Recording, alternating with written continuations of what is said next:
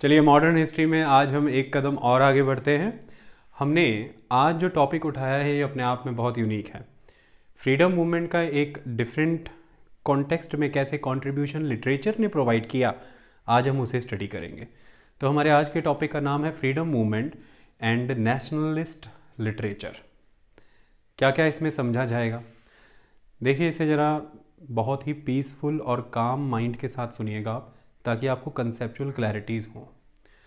हमारी कंट्री में और पूरे वर्ल्ड लेवल पर जब हम हिस्ट्री को स्टडी करते हैं तो होता ये है कि हम बहुत सी चीज़ों को बहुत नीट एंड क्लीन वे में क्लासीफाई करने की कोशिश करते हैं। जैसे आप एक्सट्रीमिस्ट एंड मॉडरेट्स को क्लासीफाई करेंगे, आप नेशनलिस्ट एंड कम्युनलिस्ट, सेकुलरिस्ट और कम्युनलिस्ट को आप क्लासीफाई करने की कोशिश करेंगे, आप रेडिकलिस्ट और कंजर्वेटिव को क्लासीफाई करने की कोशिश करेंगे, आप upper lower classes, literates, illiterates, आप रिएक्शनरीज और कन्फर्मिस्ट, इन सबको बहुत ही नीट एंड क्लीन वे में क्लासीफाई करने की कोशिश करते हैं। लेकिन रियलिटी में ऐसी क्लासिफिकेशंस एग्जिस्ट नहीं करती इतने नीट वे में। आज के लेक्चर का फोकस इन्हीं कम्प्लेक्स चीज़ों पे रहेगा। ये आपको कहाँ से कहाँ ले जाएगा ये लेक्चर ख़त्म होने पे पता चलेगा।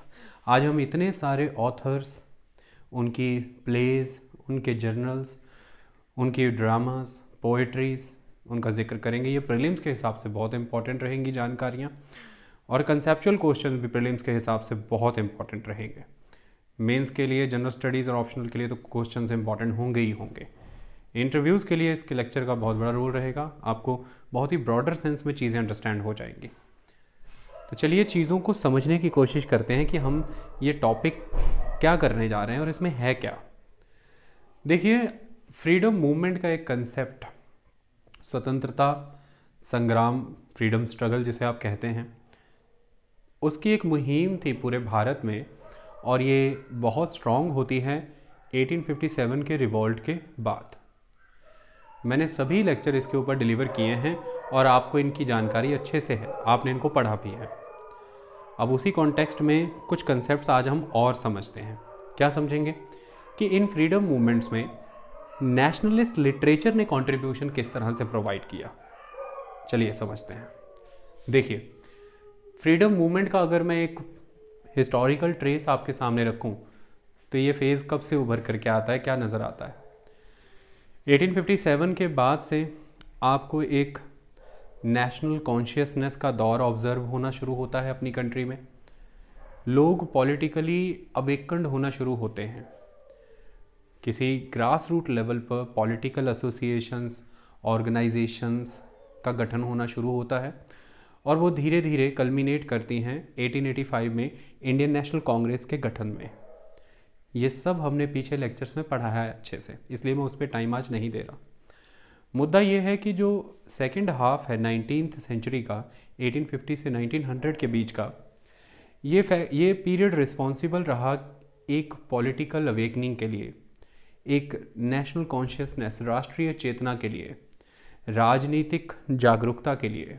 ये सब चीज़ें इसमें रही हैं। उसके कई सारे फैक्टर्स थे, जिनमें एक फैक्टर ये भी था कि इंग्लिश एजुकेशन का एक रोल था। ब्रिटिशर्स ने उसे कभी भी उस वे में नहीं दिया, लेकिन उसने कोइंसिडेंटली क्या रोल प्ले किया वो हमने पीछे लेक्चर्स में बताया है। लेकिन उसका एक रोल था, उस इंग्लिश एजुकेशन के माध्यम से आप वेस्टर्न वर्ल्ड में हो रही रेवोल्यूशनरी एक्टिविटीज़, उनसे रिलेटेड लिटरेचर्स, आइडियोलॉजीज़ और कंसेप्ट्स को अच्छे से समझ पाए, और आपने वही चीज़ें भारत में भी ऑब्ज़र्व की, तो आपने उन्हीं यूरोपियन एक्सपीरियंसेस को इंडिया में एग्जीक्यूट करने की कोशिश की। इसमें इंग्लिश एजुकेशन का और यूरोपियन इम्पैक्ट का बहुत इंपॉर्टेंट रोल था। ये एक इम्पॉर्टेंट चीज़ है। लोग एजुकेटेड हो रहे थे, प्रोफेशनल्स का जन्म हो रहा था। ये दौर था मिडिल क्लासेस के जन्म का, जो विदेश जाते थे, वहाँ से वहाँ का अनुभव लेकर के आते थे, वहाँ पर सिविल राइट्स ऑब्जर्व करते थे, पॉलिटिकल राइट्स को एक्सपीरियंस करते थे, और फिर भारत में भी जो सेम रूलर है ब्रिटिश, उससे वही सिविल राइट्स और वही पॉलिटिकल राइट्स एक्सपेक्ट करते थे। कई तरह के कॉन्स्टिट्यूशनल प्रोग्राम्स चलाते थे, जैसे कांग्रेस के, पिटीशंस लगाते थे, प्लीज लगाते थे, डेमोन्स्ट्रेशंस करते थे अपनी मांगें मनवाने के लिए, इंडिया में एक रिप्रेजेंटेटिव इंस्टीट्यूशनल स्ट्रक्चर खड़ा करने के लिए, और लोगों की सहभागिता हो भारतीय नीतियां बनाने में, भारतीय तंत्र में, इसके प्रयास वो करते थे। लेकिन यहाँ पर लिटरेचर का कंट्रीब्यूशन बहुत यूनिक है। वो कैसे? किसी भी पॉलिटिकल पार्टी, एसोसिएशन, ऑर्गेनाइजेशन और मूवमेंट ने जब फ्रीडम की बात नहीं की थी, जब स्वराज की बात नहीं की थी, इनफैक्ट इंडियन नेशनल कांग्रेस के जो भी एजेंडे पर जब कॉन्स्टिट्यूशनल सॉल्यूशंस ढूंढे जा रहे थे, उस समय में अगर किसी ने फ्रीडम की बात की है, इंडियंस के सब्जेक्ट हो जाने की बात की है कि इंडिया को कैसे सब्जेक्ट बना लिया गया, किसी ने अगर लिबर्टी की बात की है, तो वो थी लिटरेचर। तो लिटरेचर बहुत पहले ही आपके कंट्री की पॉलिटिकल मूवमेंट्स के जो एजेंडे बाद में उठाए गए हैं, उन्हें उठाने वाली एक मूवमेंट बनी लिटरेचर।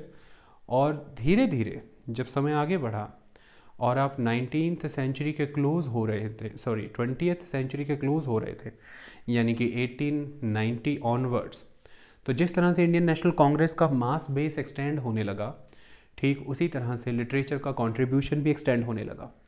एक लेवल पर जहाँ पर literature political consciousness, national consciousness से इम्पैक्ट हुई, वहीं लिटरेचर ने भी बदले में उस नेशनल कॉन्शियसनेस को, उस पॉलिटिकल मूवमेंट को इम्पैक्ट किया।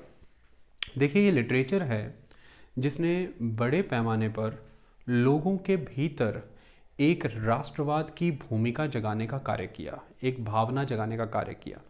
पैट्रियटिज्म एक बहुत इंपॉर्टेंट एस्पेक्ट होता है। जब तक लोगों के अंदर अपने आप को लेकर के एक आत्मविश्वास और आत्मसम्मान नहीं आएगा, तब तक कोई भी देश क्रांति या आज़ादी के लिए किसी तरह की मूवमेंट करने के लिए मुकम्मल नहीं हो सकता। ऐसे में इस दौर में जो लेटर पार्ट है 19th सेंचुरी का, 1850 से 1900, इस दौरान जो राइटर्स हुए हैं, जो नॉवलिस्ट हुए हैं, जिन्होंने लिटरेचर दिया है, जो लिटरेट्स हुए हैं, उन्होंने लिटरेचर को एम्प्लॉय किया, उसका इस्तेमाल किया पैट्रियटिज्म को जगाने के लिए। उनका मानना ये था कि वो एक ऐसे एनस्लेव्ड एटमॉस्फेयर में जन्मे हैं, जिस एटमॉस्फेयर में उनका ये दायित्व बन जाता है कि वो इस तरह की लिटरेचर लिखें जो लिटरेचर लोगों के अंदर वापस से सेल्फ रिस्पेक्ट को रीजनरेट करे। जब तक वो सेल्फ रिस्पेक्ट रीजनरेशन नहीं होगा, तब तक किसी भी तरह से ये एहसास नहीं होगा कि उन्हें एक्सप्लॉइट किया जा रहा है, उन्हें उनकी इंडिपेंडेंस को छीन करके सब्जेक्ट में कन्वर्ट कर दिया गया है। उन्हें एक्सप्लॉइटेशन, जिसमें सोशल, इकोनॉमिक, पॉलिटिकल कई तरह के डायमेंशंस हैं, उनसे निकलने का कभी कोई अवसर नहीं मिलेगा आने वाले समय में, क्योंकि वो एक कॉलोनलिस्ट और इम्पीरियलिस्ट ढांचे के अंदर सिर्फ और सिर्फ उस ढांचे को, उस स्ट्रक्चर को सर्व करने के लिए यूज़ किए जा रहे हैं। ये सारी बातों को लोगों तक पहुंचाना ज़रूरी था। तो ये लिटरेचर होती है जो आपके अंदर आत्मसम्मान फूंकती है। ये लिटरेचर है जो आपको आपके कल्चर, आपकी हिस्ट्री से अवगत कराते हुए आपके अंदर यह भावना डालती है कि आप एक हैं, समस्त भारत एक है। इससे आपके अंदर जो उस भारत से जुड़त्व है, एक लगाव है, उसकी उत्पत्ति होती है। और ऐसे में आप जिस क्षेत्र में, जिस समाज में, जिन परिस्थितियों में जी रहे हैं, उनसे परे अगर कोई क्षेत्र, समाज और परिस्थितियां हैं, उसके आहत होने पर भी आप आहत हो जाते हैं। यही राष्ट्रवाद की भावना होती है। यह जगाने का कार्य यही लिटरेचर करती है, क्योंकि वो उस भारतीय भूखंड, उस ज्योग्राफिकल लैंड को, उस लैंड पर बसने वाले उन लोगों को एक कॉमन हिस्ट्री से ट्रेस करती है, एक common cultural, traditional, political, social और इकोनॉमिक प्लेटफॉर्म से ट्रेस करती है और आपको एक होने का एहसास कराती है। ऐसे में आप एक राष्ट्रीय चेतना में घुल मिल जाते हैं। यही राष्ट्रवाद का आधार बनती है। आपके अंदर त्याग आता है, आपके अंदर समर्पण आता है, और त्याग और समर्पण ही आधार बनता है देशभक्ति का। यदि त्याग नहीं है, समर्पण नहीं है, तो किसी तरह की देशभक्ति नहीं है, कोई पैट्रियटिज्म नहीं है। लेकिन वो त्याग और समर्पण तब आता है जब आपके भीतर आत्मसम्मान होता है। आत्मसम्मान यदि है तभी आपको यह एहसास होगा कि आपको वह अधिकार नहीं दिए जा रहे जो आप ही के समान किसी दूसरी नस्ल, जाति, क्षेत्र से बिलोंग करने वाले पर्सन को मिल रहे हैं। ऐसे में जब आपका आत्मसम्मान आहत होगा, जो कि आपकी आत्मा की खुराक है, तब आप अपने अधिकारों के लिए खड़े होंगे। लेकिन जब आत्मसम्मान ही नहीं है तो आप इन नेगेटिव्स को आइडेंटिफाई ही नहीं कर पाएंगे और आप कभी भी उस तंत्र के विरुद्ध आवाज़ ही नहीं उठाएंगे जो तंत्र आपको प्रतिदिन एक्सप्लॉइट करने का कार्य कर रहा है। कोई भी आत्मसम्मान पूरी तरह से निरर्थक है यदि आपके भीतर अपने आत्मसम्मान को पुनः स्थापित करने का आत्मविश्वास नहीं है। इसलिए आत्मविश्वास जगाने के लिए आपको आपकी सांस्कृतिक धरोहर, हेरिटेज, कल्चर से अवगत कराना ज़रूरी होता है। आपके ग्लोरियस पास्ट से मिलाना ज़रूरी होता है। आपको एक ब्राइट फ्यूचर दिखाना ज़रूरी होता है। इसके लिए आपके अंदर यह चीज़ें पैदा हों सरल भाषा में, आपकी पृष्ठभूमियों को कई तरह के पात्रों में बदलते हुए, कई तरह के चरित्र दिखाते हुए, कई तरह की फिक्शन राइटिंग्स के माध्यम से लेखक प्रयास करते हैं कि आप उस परिदृश्य को समझें जिस परिदृश्य में आप जी रहे हैं, उन चित्रण, उन पात्रों के माध्यम से जो उस जर्नल, ड्रामा, ऐसे या स्टोरी में नज़र आ रहा है। यही कार्य नेशनल लिटरेचर ने किया उस समय की फॉर फ्रीडम मूवमेंट में कंट्रीब्यूट करने के लिए। इनके कंट्रीब्यूशंस को बेहतर वे में समझने के लिए, इतिहासकार इन्हें कैसे समझते हैं उसको बेटर वे में समझने के लिए हम इन्हें दो फेजेस में डिवाइड करते हैं। एक है 19th सेंचुरी और दूसरा है 20th century. 19th century literature और 20th सेंचुरी लिटरेचर के माध्यम से हम इसे अंडरस्टैंड करते हैं। मैं पहला फेज़ 19th सेंचुरी लिटरेचर का समझाता हूँ, फिर उसके बाद 20th सेंचुरी लिटरेचर का हम ट्रेस करेंगे कि कैसे इसमें बदलाव और परिवर्तन आते हैं। 19th सेंचुरी लिटरेचर के लिए अब हमें पूरे भारत भर की लिटरेचर को देखना है। ये कोई आसान कार्य नहीं है। क्यों नहीं आसान है? देखिए, इतनी सारी भाषाएं हैं, इतने सारे क्षेत्र हैं, इतनी सारी कम्युनिटीज़ हैं, तो आप सभी तरह के लिटरेचर को नहीं पढ़ सकते। किताब ने, ऑथर ने और इतिहासकारों ने इसे ग्रुप करने की कोशिश की, जिसमें आज आप गुजराती लिटरेचर को, बंगाली लिटरेचर को और हिंदी लिटरेचर को मुख्यतः समझेंगे। इसको समझते हुए आपको कुछ चीज़ों का अनुभव होगा। वो ये होगा कि इन गुजराती, बंगाली और हिंदी लिटरेचर में आपको सिमिलैरिटी नज़र आएगी। भाषाओं का प्रयोग अलग होगा, पात्र और चरित्र भी अलग इस्तेमाल किए जाएंगे, लेकिन एक चीज़ आपको समझ आएगी कि जो पृष्ठभूमि है वो सभी की लगभग कॉमन ही रहेगी। इससे ये पता लगता है कि भारत में भाषाएं जितनी भी थीं, जितने भी क्षेत्र थे, जितने भी लोग अलग क्षेत्रों में रह रहे थे, इन सभी को एक सामान्य, एक समान परिस्थितियों को झेलना पड़ रहा था। यही कारण है कि उस समय को रिप्रेजेंट करती हुई लिटरेचर में भी वो समानता नज़र आती है। और यह समानता इस बात का प्रमाण है कि ये सभी किसी समान प्रक्रिया या तंत्र के अधीन ही एक्सप्लॉइट हो रहे थे, और वो समान प्रक्रिया, वो तंत्र अंग्रेज थे। तो इसीलिए ये सिमिलैरिटी एग्जिस्ट करती है। ये बहुत यूनिक एस्पेक्ट है। इसके तहत शुरुआत करते हैं हम बंगाल से बिगनिंग करते हैं। देखिए, दो बहुत ही बड़े, विशिष्ट और प्रगाढ़ नाम इस दौर के मिलते हैं, जिनमें से एक तो हैं, मैं बंगाल की बात नहीं कर रहा हूँ, मैं वैसे ओवरऑल बात कर रहा हूँ। एक है बंकिम चंद्र चट्टोपाध्याय और दूसरे हैं गोवर्धन माधवराम त्रिपाठी। ये गुजरात से हैं। बंकिम चंद्र चट्टोपाध्याय ये बंगाल से हैं। चलिए शुरुआत करते हैं और चीज़ों को अंडरस्टैंड करते हैं। लिटरेचर का यहाँ पर दो रोल रहेंगे बहुत इंपॉर्टेंट। लिटरेचर यहाँ पर केवल नेशनल मूवमेंट में कंट्रीब्यूट ही नहीं करेगी, लोगों के अंदर नेशनल कॉन्शियसनेस और पॉलिटिकल अवेकनिंग जगाने का काम ही नहीं करेगी। लिटरेचर यहाँ पर नेशनल मूवमेंट की कमियों को भी उजागर करेगी। सोचिए ये कितनी बड़ी बात थी। हमारे स्वतंत्रता संग्राम में, उस स्वतंत्रता संग्राम में पालन की जा रही सभी अलग अलग मत, सभी अलग अलग आइडियोलॉजीज़ और उन आइडियोलॉजीज़ को पालन करने वाले सभी लीडर्स, उनके डिफरेंट प्लेटफॉर्म्स, इनमें क्या कमियां थी, इन कमियों को भी ये लिटरेचर उजागर करती है। ये सबसे बड़ा और स्ट्रॉन्ग पॉइंट है लिटरेचर के कंट्रीब्यूशन का। आप जब तक अपने भीतर की कमियों को आइडेंटिफाई नहीं कर पाएंगे, आप किसी भी तंत्र और किसी भी समाज की कमियों को नहीं सुधार पाएंगे। ये आपको समझना बहुत ज़रूरी है। ऐसे में बंकिम चंद्र चट्टोपाध्याय की अगर हम बात करें, ये बड़ा कद्दावर नाम है। 1838 से 1894 तक का इनका दौर माना गया है और इन्होंने एक खास तरह का बीड़ा उठाया बंगाल में। वो क्या था? देखिए, ये इसमें कभी कोई शक ही नहीं रहेगा कि ये राष्ट्रवादी नहीं थे। ये बहुत ही मजबूत राष्ट्रवादी लेखक थे, नेशनलिस्ट थे। इसमें कोई शक नहीं रहेगा कि इनमें पैट्रियटिज्म नहीं था, देशभक्ति नहीं थी। इनमें देशभक्ति, पैट्रियटिज्म कूट कूट करके भरा था और ये एक स्ट्रॉन्ग इंटेलेक्चुअल सेगमेंट से बिलोंग करते थे। उसी इंटेलेक्चुअल सेगमेंट से बिलोंग करते हुए इन्होंने क्या किया? इन्होंने दो उद्देश्यों की पूर्ति की। पहला उद्देश्य ये था कि ये लोगों के भीतर जागरूकता लाना चाहते हैं, उनके अंदर नेशनल कॉन्शियसनेस जगाना चाहते हैं, उन्हें राजनीतिक पृष्ठभूमियों के महत्व, राजनीतिक प्रश्नों के महत्व, उनके अर्थ समझाना चाहते हैं। इसके लिए ये एजुकेशनिस्ट का काम करते हैं। तो हमारे जो लिटरेट्स रहे हैं, उनके द्वारा जो लिटरेचर आई है, उसमें जो सबसे इंपॉर्टेंट एस्पेक्ट ये रहा है वो है एजुकेशन।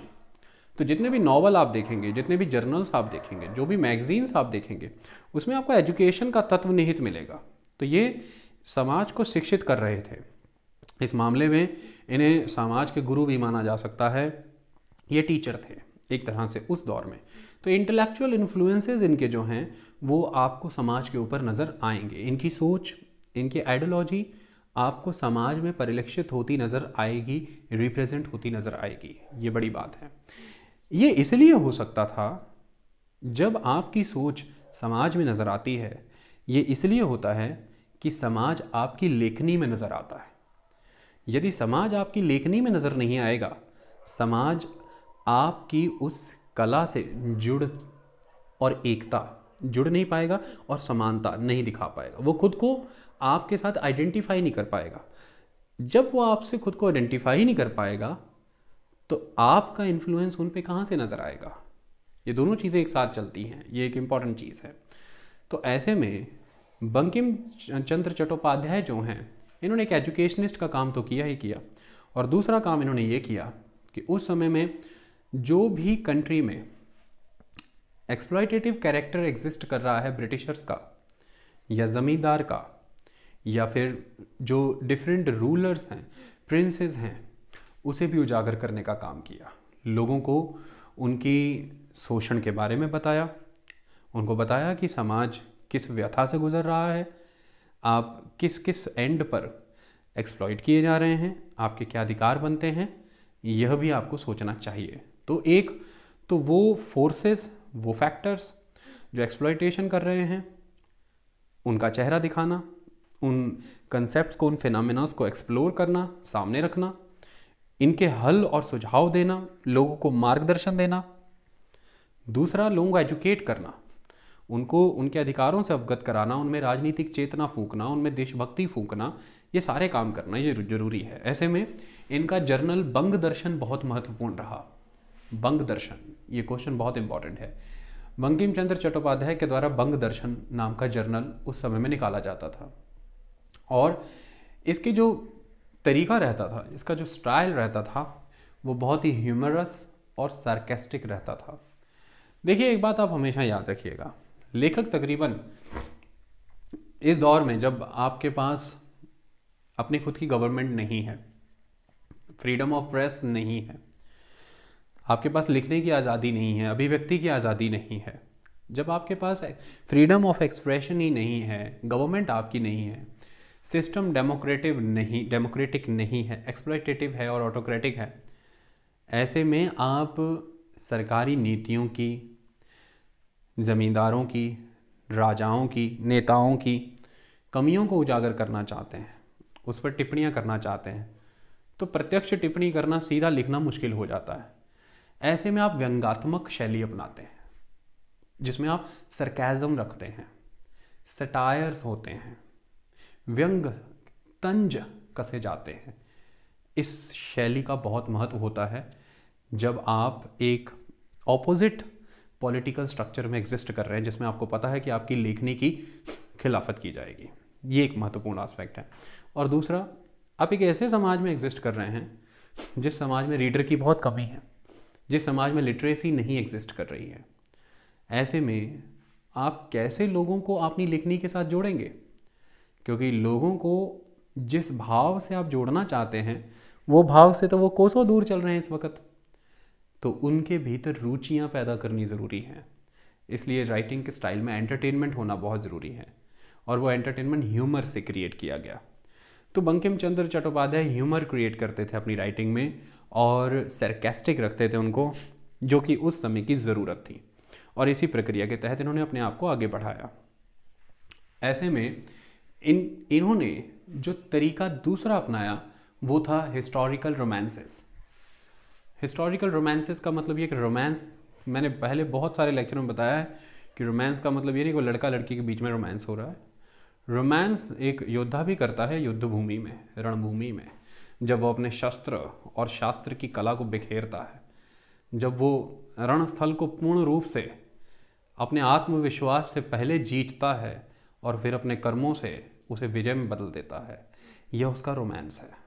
रोमांस है जब आप लेक्चर देते हुए पूर्ण यकीन रखते हैं कि आप उसको शुरू भी करेंगे और गंतव्य को भी प्राप्त करेंगे। यह भी रोमांस है। रोमांस आप भी करते हैं जब आप पढ़ते हैं, जब आपको ये पता होता है कि अब आप बैठ लिए हैं, करके ही उठेंगे और यकीनन ही समझ आएगा। कभी भी पूछ लिया जाए सभी तथ्यों को समझा दे। ये रोमांस है, रोमांच, जिसमें एक डायनामिज्म है, जिसमें एक एक्टिविटी है। तो इस तरह से हिस्टोरिकल रोमांसेस का यहाँ पर भाव ये है कि ये हिस्टोरिकल प्लेटफॉर्म, हिस्टोरिकल स्टोरीज उठाते थे, पृष्ठभूमियाँ उठाते थे, और उसमें फिर अपने कैरेक्टर गढ़ते थे, अपने काल्पनिक कैरेक्टर गढ़ते थे। ऐतिहासिक कहानियों को उठाना और उनमें अपने कैरेक्टर्स को गढ़ना, ये रोमांच उसमें उत्पन्न करना, और अंग्रेजी तंत्र की, भारतीय राजाओं की, जमींदारी की एक्सप्लॉयटेटिव कैरेक्टर को अपने उन चरित्रों के मंचन से फिर दिखाना, और उसी के तरीके से सॉल्यूशन भी देना कि आप कैसे बच सकते हैं। ये पृष्ठभूमि रहती थी इनकी। ऐसे में 1882 में आया इनका आनंद मठ, बहुत इंपॉर्टेंट है, जिसमें इन्होंने वंदे मातरम गीत दिया। जो वंदे मातरम गीत लंबे समय तक पूरे भारत के स्वतंत्रता सेनानियों को एक साथ जोड़े रखा और उनके अंदर देशभक्ति का उन्माद फूके रखा। ये सारी चीज़ें इन्होंने उस दौर में की हैं। सन्यासी विद्रोह को इन्होंने पृष्ठभूमि बनाया था आनंद मठ के अंदर, जो इनका नॉवल है। यह भी एक इम्पॉर्टेंट क्वेश्चन है। लेकिन अब ऐसा करते हुए समस्या कहाँ पर आ जाती है, इसे समझना जरूरी है। देखिए, जब आप पढ़ते हैं बंकिम चंद्र चट्टोपाध्याय के बारे में, तो ऐसा कहा जाता है कि जब इन्होंने नेशनलिज्म की बात की है, राष्ट्रवाद की बात की है, तो इनकी लेखनियों में एक प्रो हिंदू बायस नजर आता है। ये हिंदू बायस्ड हैं। इसके उदाहरण के तौर पर क्या माना जाता है, जैसे जब इन्होंने आनंद मठ जो लिखा है, उसमें जो एक्सप्लॉइटर है, उसमें जो ऑप्रेसर है, जो ऑपरेशन कर रहा है, वो उस समय का स्टेट मुस्लिम रूलर है, मुस्लिम रूल है, तो वो एक्सप्लॉइट कर रहा है, वो ऑपरेसर है। ऐसे में जो इनके क्रिटिक्स रहे हैं, या फिर जो एक वर्ग रहा है जो इनकी लेखनियों के ऑपोजिट रहा है, वो ये कहता है कि इनका एक एंटी मुस्लिम बायस है, प्रो हिंदू बायस, एंटी मुस्लिम स्टैंड। ये इनके ऊपर एक टैग लगता रहा है। ये एक इंपॉर्टेंट चीज़ है। लेकिन घबराएं मत, ये टैग केवल बंकिम चंद्र चट्टोपाध्याय पे नहीं लगा है। अब मैं जिन जिन के बारे में बताऊंगा, ये टैग उनके ऊपर लगा है। तो फिर इस टैग का मतलब क्या है, ये मैं आज आपको समझाऊंगा। इसको ध्यान से समझिएगा। लेकिन यह एक लेवल पे सत्य है कि जो पृष्ठभूमियां चुनी जाती थीं, उसमें कहीं ना कहीं ये एक्सप्रेस हो जाता था कि एक प्रो हिंदू स्टैंस, एक बायस है। क्या ये बंकिम चंद्र की शख्सियत में था, या ये उस समय का एक अंडरलाइंग एटमॉस्फेयर ही था जो तकरीबन हर लेखक की लेखनी में उभर करके आ रहा है? अदरवाइज बंकिम चंद्र और भारतेंदु हरीश चंद्र कि लेखनियाँ एक तो नहीं हो सकती थी, लेकिन इन सभी में आपको कुछ कॉमन चीज़ें नजर आएंगी। ये बड़ी यूनिक चीज़ है, ये हम अभी समझेंगे आराम से। ऐसे में हमें आरसी दत्त को पढ़ना और समझना बहुत जरूरी हो जाता है, तब हम बेटर कंपैरेटिव एनालिसिस कर पाएंगे। देखिए, आरसी दत्त जो हैं, इनको ये कहा जाता है कि ये उग्रदूत हैं, पायनियर हैं, इंडिया की इकोनॉमिक हिस्ट्री के बारे में लिखने वाले हैं, जिन्होंने इंडिया की इकोनॉमिक हिस्ट्री के बारे में लिखा, जिन्होंने इकोनॉमिक नेशनलिज्म को जगाने का काम किया। उस क्षेत्र में सबसे अग्रणी मनुष्य के बारे में यदि बात हो, पायनियर पूछा जाए, तो आरसी दत्त को माना जाता है। इन्होंने the economic history of India लिखी, इन्होंने history of civilization in ancient India लिखा। ध्यान से पढ़िए, history of civilization in ancient India इन्होंने लिखा।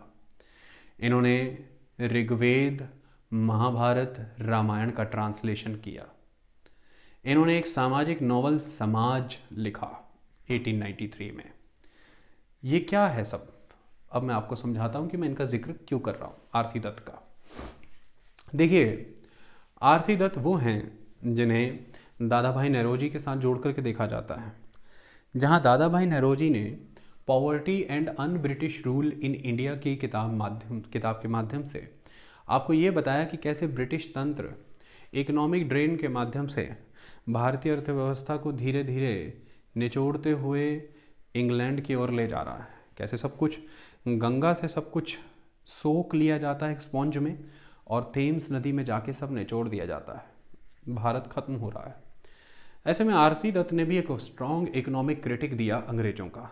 तो भारत के सामने राष्ट्रवाद के क्षेत्र में जो सबसे पहले एक कुठाराघात किया गया है अंग्रेजों के ऊपर, वो स्टेप है अंग्रेजों के मॉरलिटी के दावों को खोखला सिद्ध कर देना, उन्हें खत्म दिखा देना।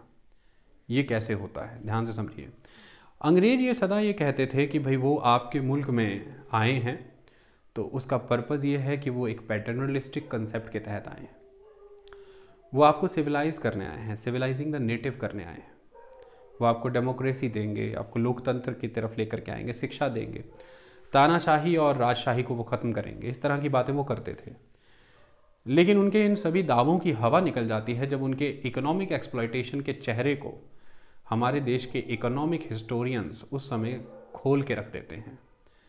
ऐसे में जब हैंडीक्राफ्ट इंडस्ट्री का र्यून, उसकी तबाही की इमेज रखी गई देश के सामने, जब एग्रीकल्चर को कमर्शलाइज कर देने की वजह से किसानों की बर्बादी की व्यथा रखी गई, जब यूरोपियन प्लांटर्स के द्वारा भारतीय किसानों को लूटने की कहानी बताई गई, जब अंग्रेजों के ज़मींदार, शाहूकार और बैंकर के साथ मिल करके एक तिकड़म बना करके भारत के सभी किसानों को ख़त्म करने के सच को उजागर किया गया, इसने लोगों के अंदर यह भावना पैदा कर दी कि सही मायने में ये अंग्रेजी शासन है जो हमें लूट रहा है, ख़त्म कर रहा है। ये एक बहुत बड़ा स्टेप था उस समय में। तो ऐसे में ये एक इकोनॉमिक नेशनलिज्म के तौर पर जाने गए हैं, इकोनॉमिक नेशनलिस्ट के तौर पर जाने गए। लेकिन इतना ही नहीं था, इस बात को आपको समझना जरूरी है। इकोनॉमिक नेशनलिस्ट होने के साथ साथ ये कल्चरल नेशनलिस्ट भी थे। इन्होंने कल्चर के क्षेत्र में भी कार्य किया है। कल्चर के क्षेत्र में इनका ये जो कार्य है, इसको ये टैग देते हैं कि ये इनका लिटरेरी पैट्रियटिज्म है। लिटरेरी पैट्रियटिज्म यानी कि ये कहना चाहते हैं कि भाई मेरी देशभक्ति जो है वो मेरी लेखनी से झलकनी चाहिए। जिसके में मैंने इकोनॉमी के क्षेत्र में कार्य किया और मैं कल्चरल क्षेत्र में भी आपको बता रहा हूँ, जिसमें इन्होंने क्या किया है। इन्होंने history of civilization in ancient India, जब आप प्राचीन भारत की बात करते हैं तो प्राचीन भारत की बात करते हुए जब आप भारतीय सभ्यता का इतिहास बताना शुरू कर रहे हैं, ये क्या है, लोगों के अंदर जो जा चुका आत्मविश्वास है उसे पुनः स्थापित करने की ये कवायद है।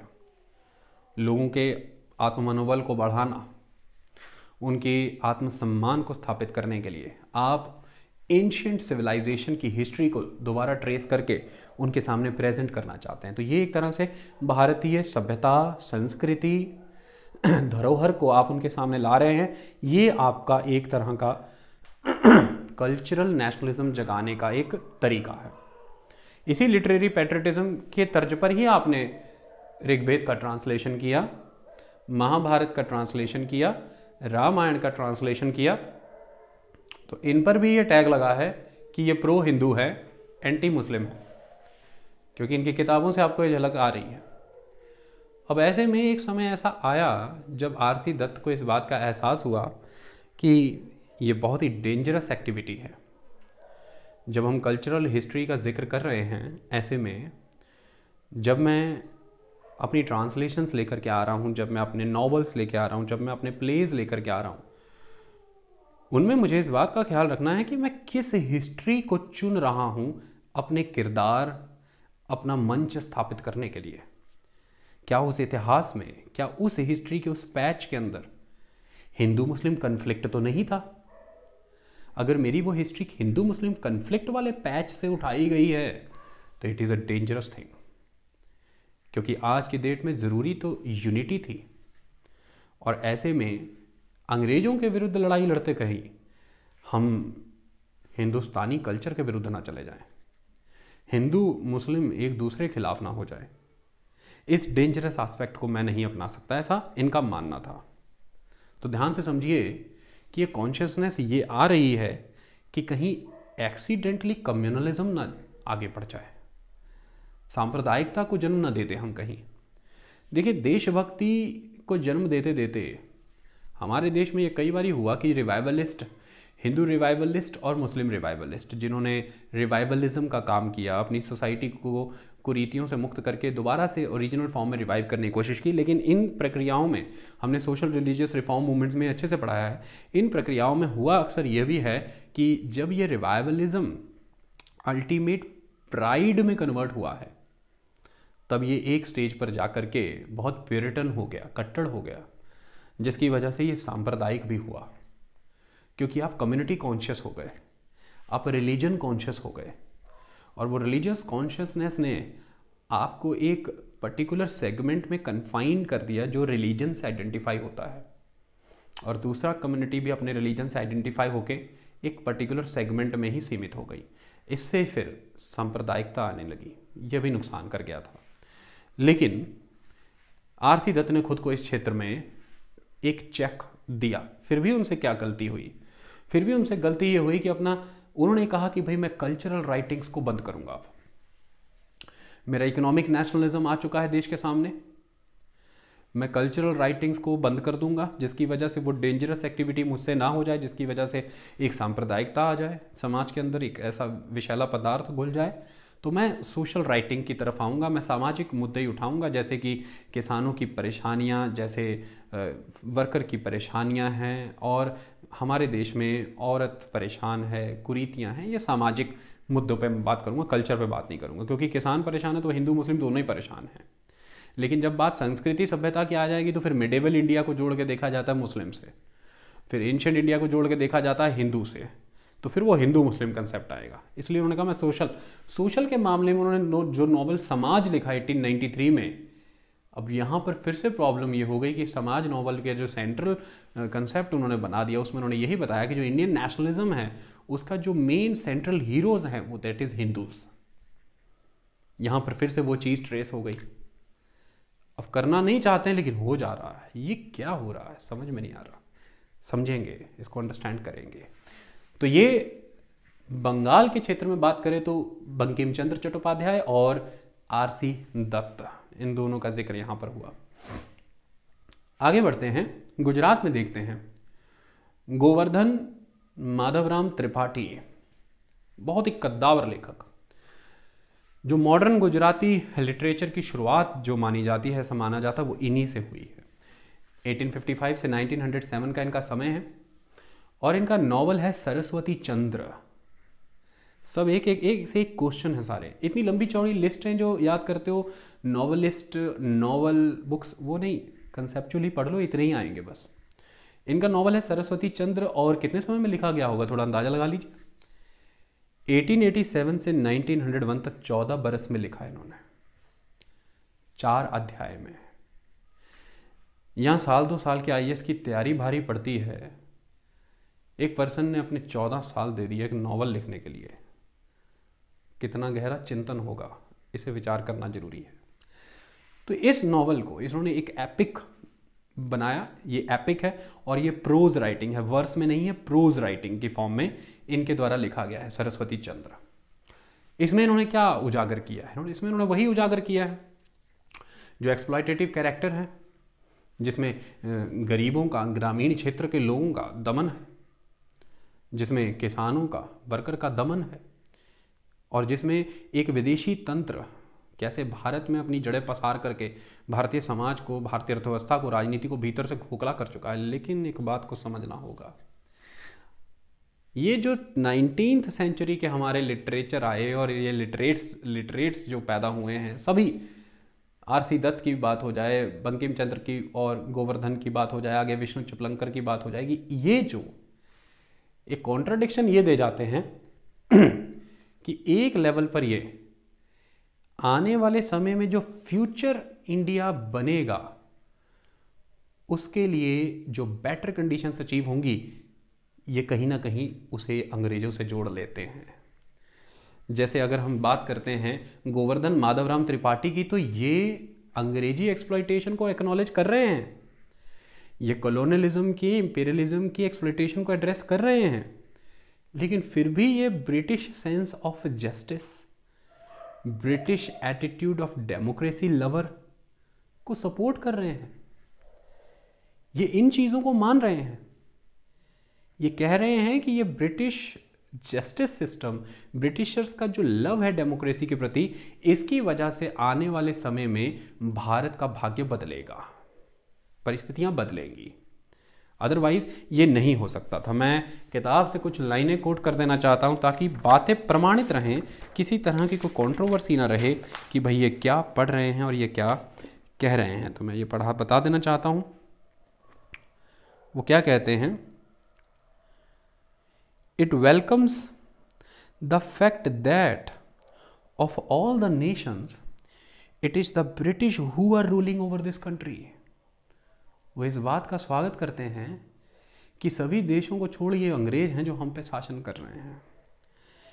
With their inherent sense of justice and love of democracy, they would prepare India for self-rule.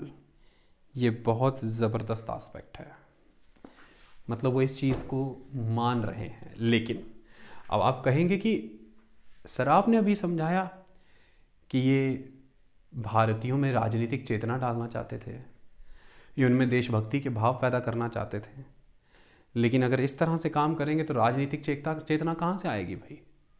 उनके अंदर देशभक्ति कहाँ से आएगी? वो तो फिर अंग्रेजों की तरफ ही देखना शुरू कर देंगे कि भाई वही लोग सेंस ऑफ जस्टिस को अपनाते हुए इनको जस्टिस दे दें, डेमोक्रेसी के लवर हैं तो इनको डेमोक्रेसी दे दे। नहीं, ऐसा नहीं है। जब ये इस तरह से कह रहे हैं तो उसका क्या पर्पस है वो अभी मैं समझाऊंगा, लेकिन ये साथ में ये भी कह रहे हैं कि जब तक भारतीय जस्टिस के लिए खड़े नहीं होंगे, जब तक भारतीय लोकतंत्र के लिए खड़े नहीं होंगे, तब तक ब्रिटिशर्स भी इग्नोरेंट रहेंगे, लिमिटेड स्टेट में रहेंगे इंडियंस को जस्टिस और डेमोक्रेसी देने को लेकर के। इसलिए तुम्हें खड़े होना अनिवार्य है। मतलब ये इस तरह से बताना चाहते हैं कि दो चीज़ें थी तुम्हारे सामने, एक ये नया तंत्र जिसमें ये अंग्रेज हैं, और एक इनके आने का पहले का तंत्र जिसमें मुगलिया बादशाह हैं या फिर उनके बाद आने वाले रीजनल रूलर्स हैं। अब ये दोनों का ही शासन जो है वो सही नहीं है, लेकिन होप एक बड़ी चीज़ होती है। तो ये कह रहे हैं कि हम होप किससे रख सकते हैं? तो वो कह रहे हैं कि होप के मामले में as compare to the autocratic ruler, as compare to the absolute ruler, Britishers किसी लेवल पर इंस्टीट्यूशन वाइज चलते हैं, रूल एंड रेगुलेशन से चलते हैं, लॉ से चलते हैं, और एक डेमोक्रेसी और जस्टिस जैसी बातें करते हैं। तो एक्सपेक्टेशंस रखी जा सकती हैं इस स्ट्रक्चर से, ये अंग्रेजों वाले से। देखो, लेना दोनों में ही हमें है, हमें ही माहौल बनाना है, हमें ही उसे अचीव करना है, लेकिन इन दोनों सिस्टम में से एक होप किस सिस्टम में है? वो ब्रिटिश सिस्टम में है, ये वो कह रहे हैं। प्रेफर वो इन दोनों को ही नहीं कर रहे हैं, प्रेफर वो जनतंत्र को ही कर रहे हैं, वो बात लोकतंत्र की कर रहे हैं। लेकिन मुद्दा ये है ना कि मैंने एक एक डब्बे में हाथ डाला है, उस डब्बे में मुझे कुछ नहीं मिला, और दूसरे डब्बे में हाथ डालूंगा तो मिल सकता है वो जो मुझे चाहिए, लेकिन डब्बे में हाथ मार के श्रम मुझे ही करना पड़ेगा। ऐसे में वो दो डब्बे दिखा रहे हैं आपको। ये समझिए बात को जरा। ना तो ये अंग्रेजों के पिछलग्गू थे और ना ही ये उनके शासन का समर्थन करते थे, लेकिन एक फ्यूचर का होप जिधर नजर आ रहा है वो होप ये भारतीयों को दिखाते थे। ऐसे में इंडियंस को आइडल स्टेट में रहने को नहीं कहते थे कि रुक जाओ, तटस्थ हो जाओ, सो जाओ। उन्हें कहते थे डब्बा सामने तुम्हारे है, मैंने बता दिया है कि डब्बा वो है, हाथ मार के निकालना तो बेटा अंडा तुम्ही को पड़ेगा। अब तुम निकाल सकते हो तो निकाल लो, वरना फिर बैठे रहो ऐसे ही। वो खुद ब खुद डब्बा खुल के नहीं आएगा, तुम्हें खोलना पड़ेगा जा करके। ये एक इंपॉर्टेंट चीज है। और डब्बा तब तक खुलेगा नहीं जब तक आपको एहसास नहीं होगा कि डब्बे में क्या है। डब्बे में वो है जो डब्बे के बाहर नहीं है, और हक तुम्हारा बनता था उस पर, लेकिन उसे किसी ने डब्बे में डाल दिया। अब डब्बा खोलने के लिए तुम्हें उठो,